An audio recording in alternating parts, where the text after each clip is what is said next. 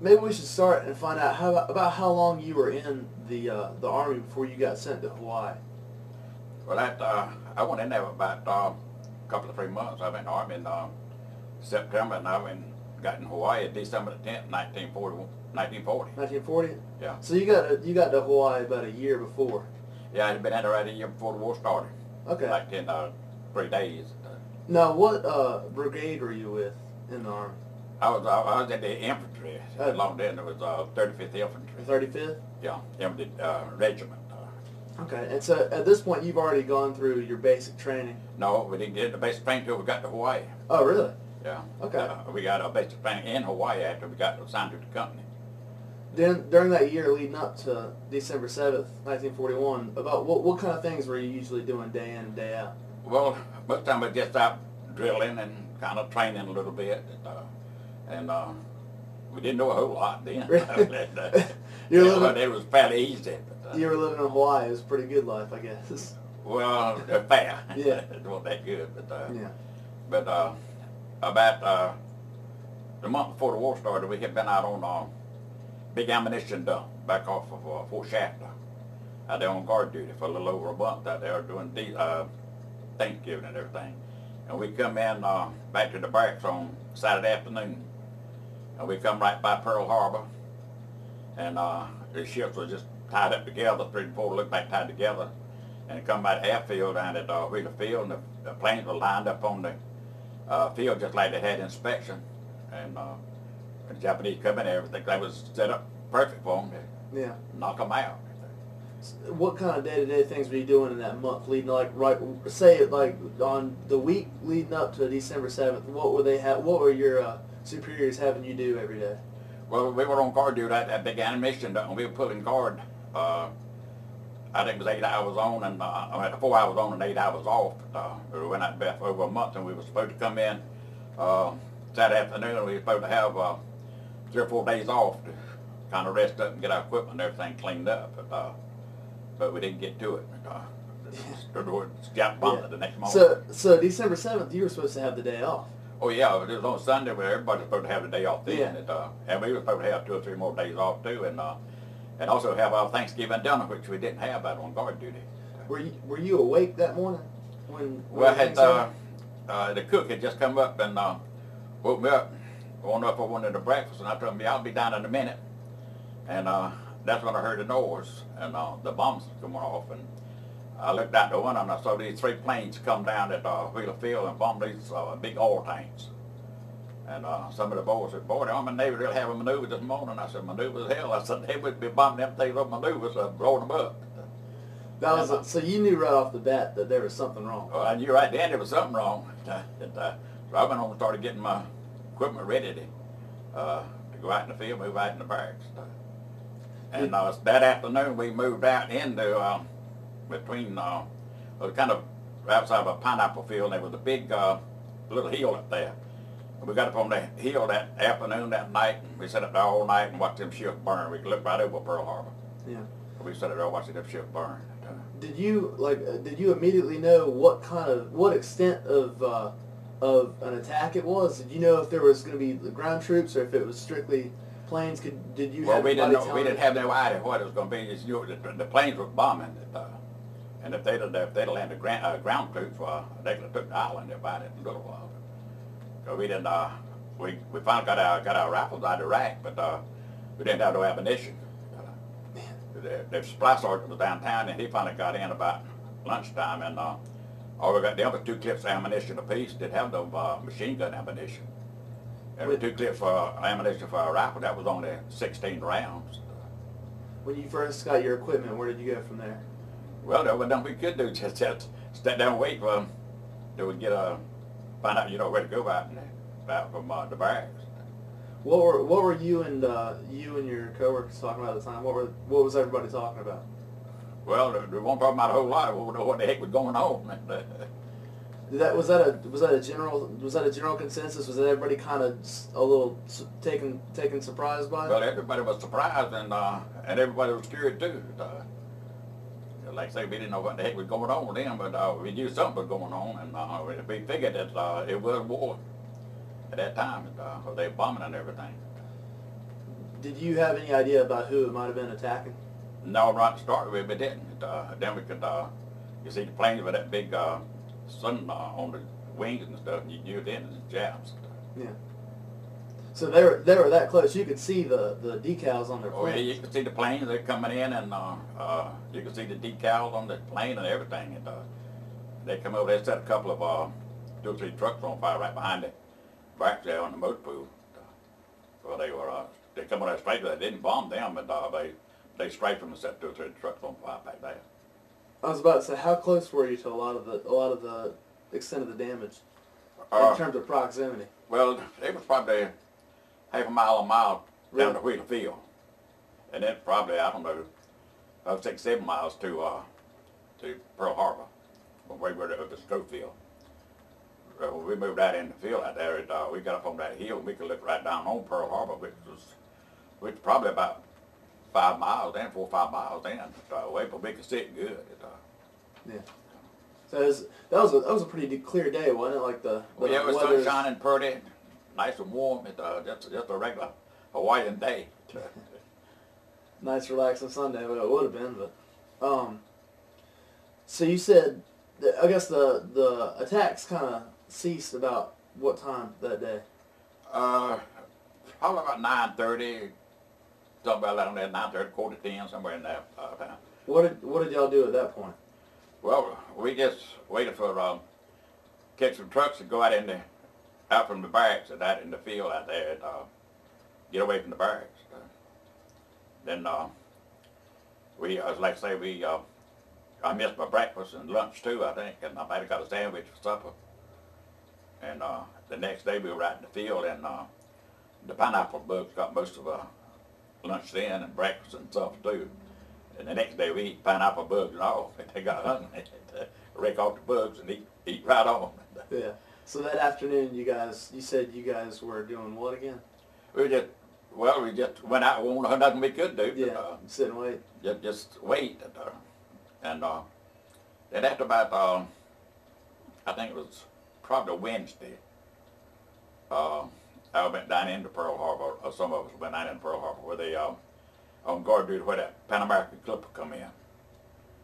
We were on guard duty down there for about a week, and then some other bunch from the company come down, and we went back out. We started building gun emplacements all down on Ever Flats. We'd carry sandbags. We'd go down and fill up a sandbag and carry it back about a half a mile and carry it back on your shoulder. Didn't have no way to carry them then except on your shoulder. And that's what we done for 3 or 4 days then, carrying sandbags back and forth and building fire lanes like for the gun emplacements. Then we started stringing barbed wire around the island, putting up barbed wire fences, and we'd after that we'd be on the beach for about a month with gun emplacements and stringing barbed wire, and then we'd go into the barracks for about a month training. And we done that up until sometime in November, about the first part of November. We left from there and went to Guadalcanal. This is in 42. Yeah. Yeah. So you were in Hawaii for about a year after as well. Yeah, about a year before and about a year after. Okay. Were you worried to be in Pearl Harbor after the incident?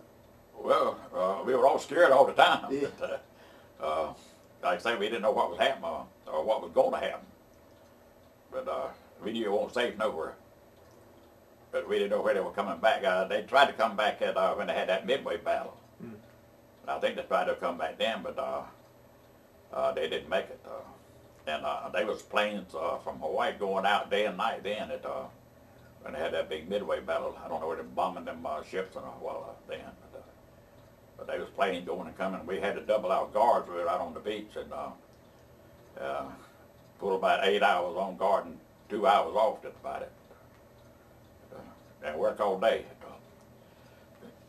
What was the mood of the 35th about what everybody was thinking on a national idea, like what the president was saying? How did y'all feel about it? Well, along that time we knew it was war and we knew that something had to happen, but we had to go where we were needed. every what come up. So we went where we were sent. That's it. We got, I think, left Hawaii about the 1st of November in 42. And went from there to Guadalcanal, and we were on the front lines about, I think we went on there about Thanksgiving Day, 42.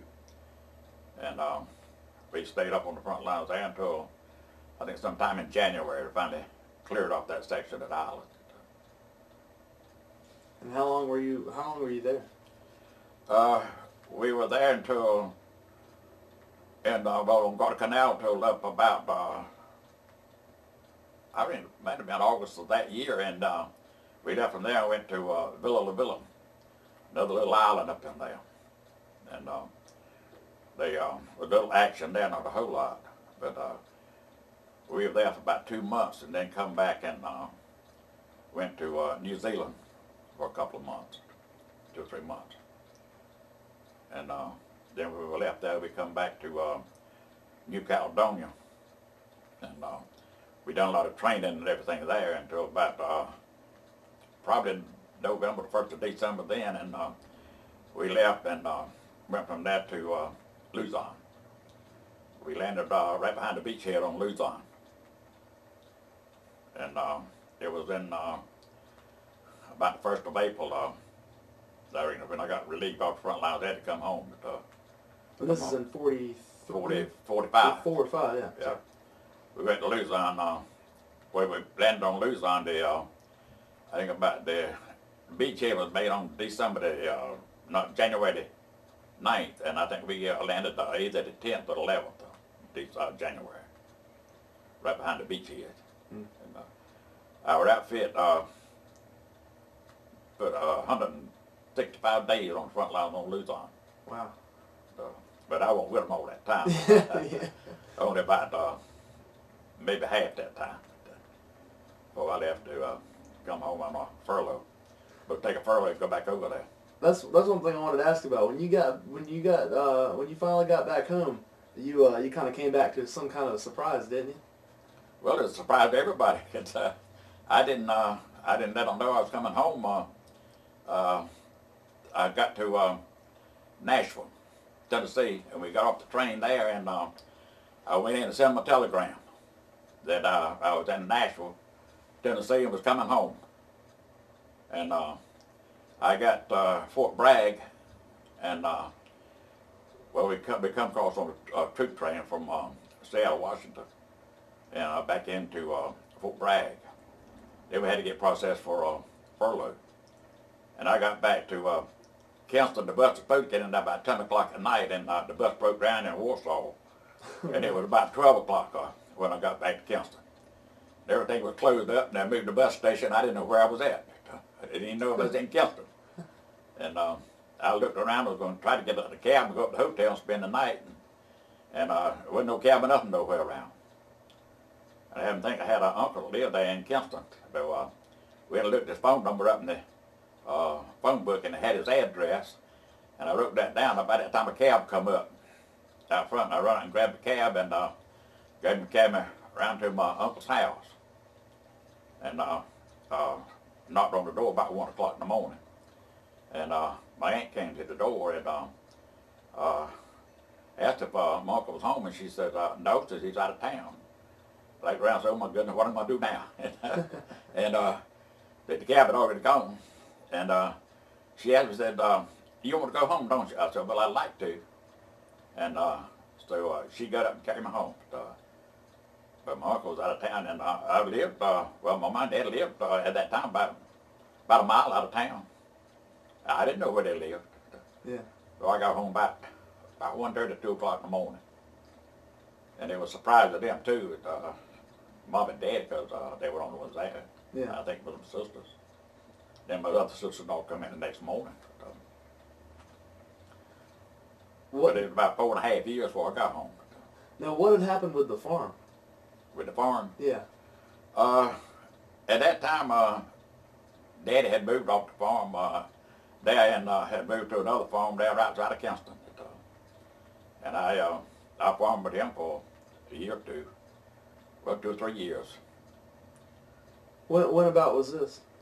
I got home in, I got a discharge the last of June in 45. Yeah. And then I farmed with him the rest of that year, and I worked with a tobacco company in Kinston there for that fall. But the next year I farmed with him, and I farmed with him for, I don't know, 3 or 4 or 5 years. Then I finally went to work with Bill in 1951. Let's go back to that. Let's go back to December 7th. And when you guys were on the hill, kind of overlooking the afternoon and the evening, when you were overlooking everything. Had you ever seen anything like that before? Like, could you No, I had fathom never what seen you were anything seeing? like that, and like I say, it was something we couldn't comprehend. Like, we didn't know what was going on. But and that night, I don't know, it might have been 12, 1 o'clock. At some of the ammunition in them ships must have been blown up or something or other. But we thought they were burning it again. But it noise from that ammunition exploding and everything. It sounded like they were bombing it again. I imagine that probably had you guys on edge. Well, it did. We were all on the edge of the security decks anyway. But, those old farm boys out of the country didn't know what was going on. Well, describe some of the visual for me, like how it looked. Well, it was just smoke all over everywhere. There wasn't much blaze. Most of it was just smoke. But that oil burning and ship burning and everything. It was just a big cloud of smoke all over the whole place in there. All over Pearl Harbor. How did it look about the same in the morning? Was it still the next day? Did it look? Well, the next morning there was still a lot of smoke and everything because them ships were still burning. And by that afternoon they had a lot of smoke that cleared out some. So all we had to do then was just sit up there and watch the ship burn. So like I said, until about 3 or 4 days after, then we went down into Pearl Harbor, and right where we were at, we couldn't see a whole lot there because it was right where that big Pan American clipper come in. Landed there in the harbor, and that was the only big air transportation they had in Hawaii at that time.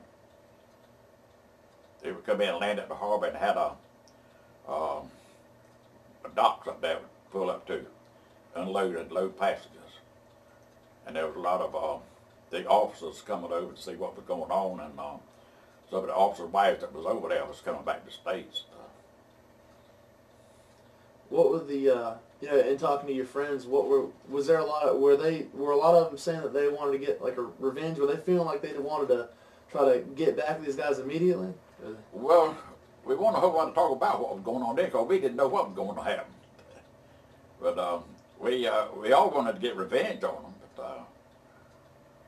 But like I say, we didn't know what was happening anyway, and what was going to happen, or what was going on hardly anyway. But we were just more or less waiting to see it. Yeah, you just wanted to find out. Just wanted to find out what was going on, and at that time there wasn't nothing we could do. Was there a lot of information trickling down from your superiors? No, there wasn't a whole lot of information trickling down there or any kind because we didn't know a whole lot. Even the superiors didn't know anything. About how long did it take you before you got a lot of the details figured out? Well, we didn't really get a whole lot of details out. Right then, there wasn't a whole lot of communication like there is now. Everything had to come from the States then, and all the orders and everything at the big shops over there, the journals and everything, they had to go trickle down to us.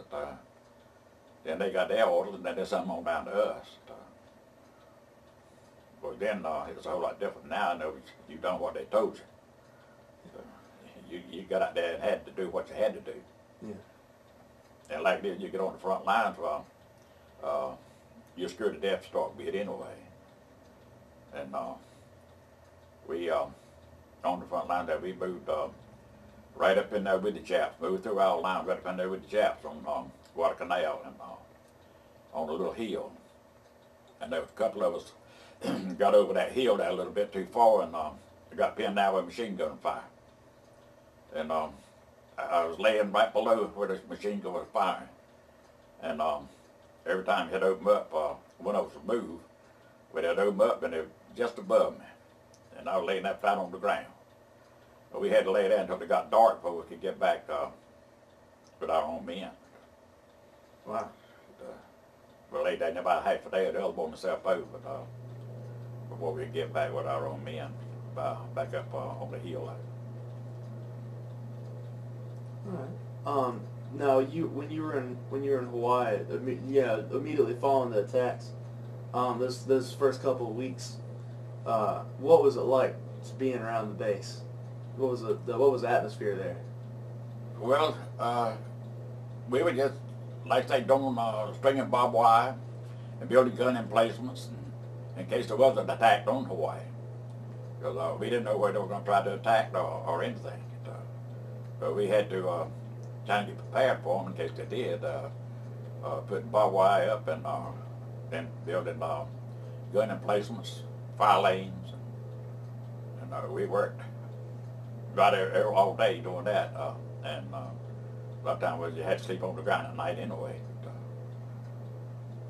How was that? Oh, well, it was kind of tough to start with, but after you got used to it, well, it wasn't bad. The last day we stayed out in the field a month or so and sleeping on the ground like that and moved back into the barracks and had cots to sleep on the next morning. Part of them bed down on the floor. The bed was too soft that couldn't sleep on the bed. They'd be laying on the floor, sound asleep. Now, I imagine a lot of your immediate friends were there with you in the barracks when everything was going on. Did you have any friends that were out and kind of in the thick of things right there that might have been like hurt in action or anything? Did you have any friends that you lost that day? Or? Not right that day. We didn't have any friends in the company or anybody in the company that. And there wasn't anybody, so far as I know, very few at Schofield that got killed or wounded that day. Most of it was around airfield, which was right down from us, Weasel Field, and down at the Navy base down at Pearl Harbor. But we were right in our immediate area. They weren't anybody hardly got killed. But, so they didn't do any bombing or anything around the barracks. Like I say, come up strafing a little bit, but they weren't into bombing that. They were more or less after the planes and the ships and stuff. They weren't worried about us. So knew we couldn't do nothing. Yeah. I hate to say the word lucky, but did you feel kind of thankful after that? Like, I mean, after just that you had made it through the Pearl Harbor attacks alive? We were thankful for every day. Like, well, then, and, well, after the first day or two when no one attacked them, but we didn't think too much about it then. But we knew later on it was coming. So when you had, it was going to get worse. But what was over with. So when we went in action, well, we knew it was going to get worse. We had to go in action, and that's why we were in the infantry. We didn't get on the front lines. Yeah. I imagine you probably didn't get much sleep those first couple of nights after December 7th, though. Oh, no, we stayed up on the hill that night, and the next couple of nights, watching the ship burn, and like I say, we didn't know what was going on or what we were going to have to do. But after we went and into Pearl Harbor on guard duty, we were, like I say, we put 4 hours on and 8 hours off guard, day and night. Kept you going. You slept when you got off of guard. Yeah, I imagine you guys probably end up looking forward to the sleep after a while. Oh yeah, I never did. A lot of times it take you 30 minutes an hour for you get up to go on guard, get ready for it. Maybe get something to eat before you went on guard. Then after you got off of guard, well, then you had to get something to eat a lot of times, and by the time you got into bed, well, another hour gone. What did now, when you were serving later on in your Army career, did you ever work alongside people who weren't at Pearl Harbor, and did they ever ask you about what happened that day? Yeah, we had someone to come over later because a lot of our men got wounded and everything on Guadalcanal. We had to have replacements to be able to come back up to strength, and they sent men in from the States. And I had a couple of boys that was twins that come in from Ohio, and There was one of them in there one day, and we were up on New Caledonia, and he looked at him and said that he couldn't realize what war was like. I told him I would stick around a while and we'll find out. And it was up on Luzon after we got on the front lines up there. I had him think about it one day, and I asked him, I said, well, have you found out what war was like? He said, yeah. He said, I don't like it a bit. He done find out what it was like then. They were going to front lines up on Luzon. But that was the first time he had been in action. You see, we were in action up on Guadalcanal and up at Solomon's too, up in Villa up there a little bit, and then we knew what it was like. But he was come in probably we were in New Zealand, I think it was. That's when he said that he couldn't realize what war was like. And I told him, you just stick with us, you'll find out. And he found out too. So we were up on Luzon not too long before we left the company. We took a town there, and he knocked out a tank with his bazooka. And our company commander got killed that day. And he hit the tank a couple of times with that bazooka, 2 or 3 times, but they could still stay in there and shoot the gun at us. And every time he'd shoot, it had to duck, because they would shoot right over his head. When he ducked down in the hole. He got the Silver Star for knocking that tank out. Wow. But I told him his brother already got it too, because his brother was loading it, the bazooka. So his brother should have got the Silver Star too, but he didn't get the Silver Star. But I got in contact with one of them about 4 or 5 years ago. One of them wrote out, they had me see my name in the American Legion book, I believe it was, and he wrote me a letter, and I found out his address and everything, and I got his phone number, and I called him. And I asked him about his brother, and he said his brother had died about 3 years before that with a heart attack. But I still contact one of them now every once in a while. I call him, talk with him a few minutes. But he still is in Ohio. You still keep in contact with some people, with other people you knew? Well, that's the only one I know now that is living. It's like say we all getting old now. Just like with about 2 or 3 weeks ago, they had Pearl Harbor survivors meeting in Smithfield, and there was 12 of us there for the meeting, and one of them left after the meeting because there was only 11 of us there for the meal that night and supper we had. But they're thinning down quite a bit. You've been going to those Survivors Association meetings for a while. Have you noticed the numbers yourself dwindling down? Oh yeah, we used to go. Sometimes there'd be 60 or 70 there. And this last one was the first time I'd been to one in 5 years, and like I say, there were about 12 of us at that time. That's all of North Carolina. Yeah. But some of them, they had to get somebody to carry them, and some of them in a wheelchair. They can't get around too good now.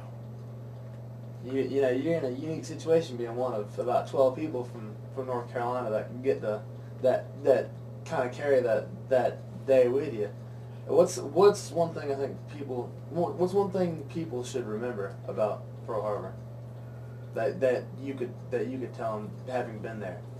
Well, I tell them that the United States be on guard and not let anything like that happen again, which it could happen any time now. Just like the United States is not equipped for anything like that to prevent it.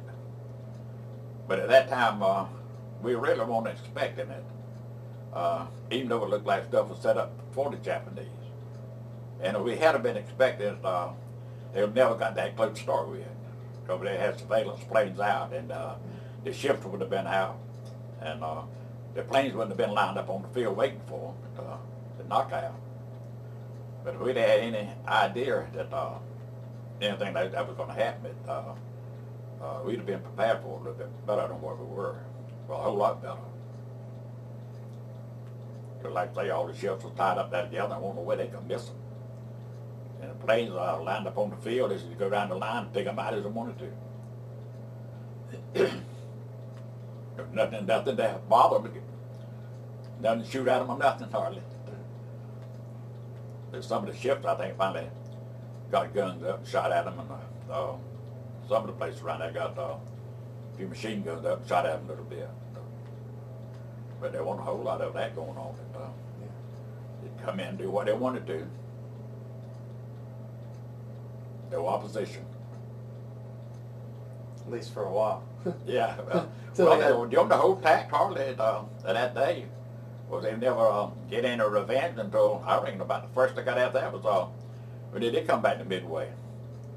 That's when they hit some opposition then, and then from there on up to Guadalcanal, and they big battle up there in Guadalcanal. And there was Guadalcanal on one side, another island on the other side, and there was a pit right down between it. That's where a lot of the battles at that time went on, big Navy battles. And like it was, I think when the Marines landed on Guadalcanal, the Marines landed on one place, the Japanese landed on the other end.